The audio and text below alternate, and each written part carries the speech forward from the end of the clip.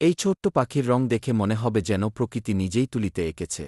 Great রোজফিঞ্চ হল পাহাড়ি অঞ্চলের এক অসাধারণ সুন্দর পাখি। এরা মূলত হিমালয়, তিব্বত, নেপাল, ভুটান, ভারত, মধ্য এশিয়া এবং চীনের উঁচু পাহাড়ি এলাকায় এদের দেখা যায়। পুরুষ গ্রেট রোজফিঞ্চের মাথা, বুক ও শরীরে উজ্জ্বল গোলাপি ও লাল রং থাকে, যা তাকে সহজেই আলাদা করে চেনায়। অন্যদিকে স্ত্রী পাখির রং ধূসর বাদামি, যা তাকে পরিবেশের সঙ্গে মিশে থাকতে সাহায্য করে। এরা সাধারণত বুনো ঘাসের বীজ, ছোট ফল, কুড়ি এবং মাঝে মাঝে পোকামাকড় খায়।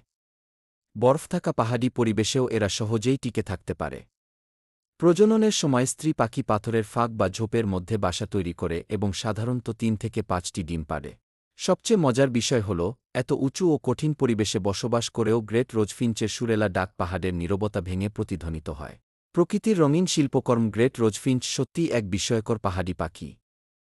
এমন আরও অনেক তথ্য জানতে চাইলে এই চ্যানেলটিকে সাবস্ক্রাইব করুন এবং আপনার পরিবারের সঙ্গে শেয়ার করে দিন।